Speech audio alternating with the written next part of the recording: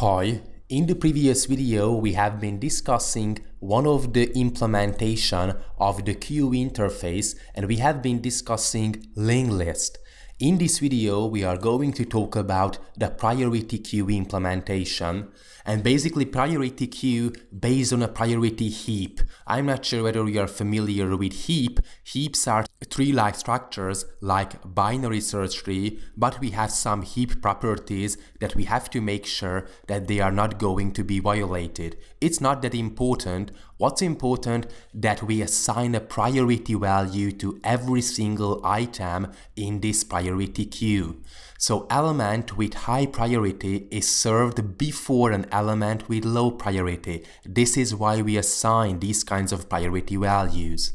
The elements of the priority queue are ordered according to their natural ordering or the priorities defined by the comparable interface.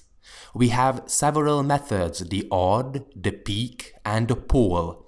This is how we add items to the queue with the help of this odd method. The peak method retrieves but doesn't remove the head of the queue, or it returns null if the queue is empty. And we have the poll method, which retrieves and removes the head of the queue or returns null if the queue is empty. So again, the difference between poll and peak is that for poll, we remove the item. With peak, we just return the value of the item without removing it. So let's take a look at a concrete example. We would like to store, for example, persons in a priority queue. So let's create a person. We will have the private string name and we will have a private integer age parameters. We will have a default constructors without any parameter and we are going to generate some constructor with the help of the integrated development environment. So right click, source, generate constructors using fields, and it's going to generate the constructor for us. I'm going to generate some getters and setters, so source, generate getters and setters for the age and the name. And I would like to override the toString method, so whenever we print out the person object, then this toString method is going to be called. So I'm going to return person plus this dot name plus some spacing and this dot age. Ctrl Shift F to auto format and let's save it. It's going to be the person class and we would like to instantiate the queue interface. So queue, we are going to store person objects. It's going to be the queue is equal to a new priority queue. Okay. And I would like to insert queue.odd. I would like to instantiate a new person with the name, for example, Kevin, and the age 22. Okay, then I would like to add another person, for example, Joe with the age 37. Then, for example, Adam with the age 12. Again, for example, Anna with the age 45, and then I say that while the queue peak is not equal to null,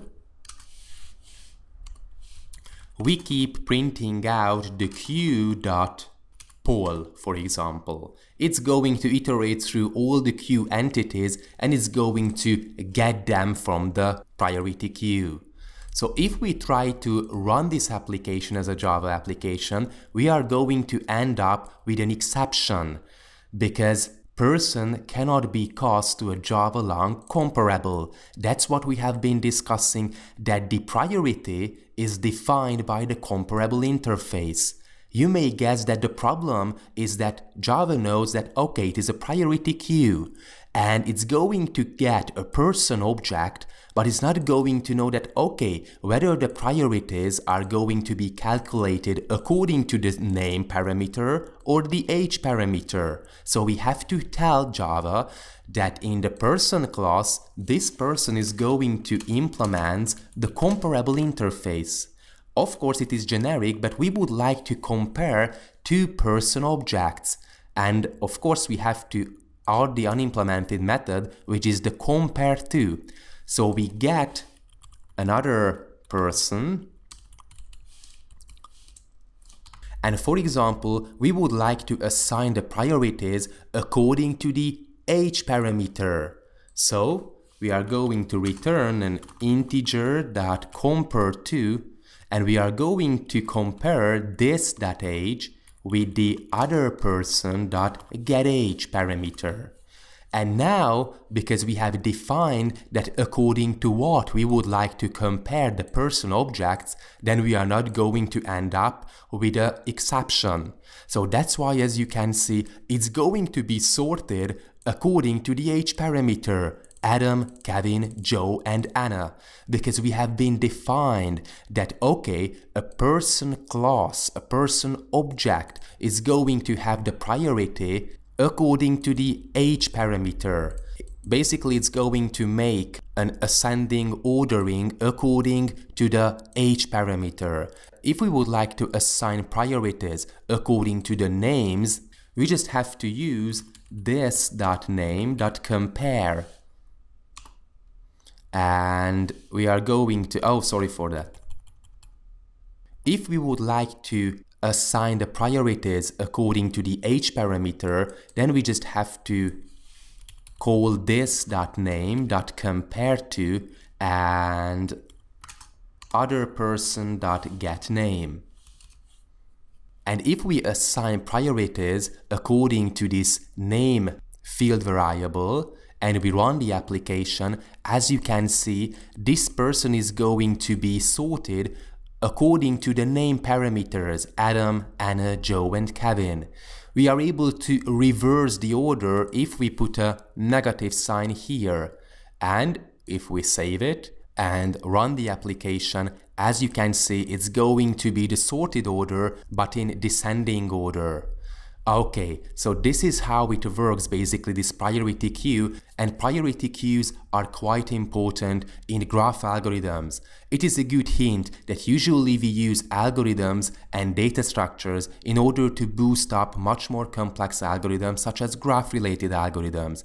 So shortest path algorithms and minimum spanning tree related algorithms relies heavily on priority queue. We have an edge class, and we have to compare edges when we are calculating shortest path, for example, and so on. So it is extremely important to know these built-in Java data structures in order to be able to use them as efficiently as possible.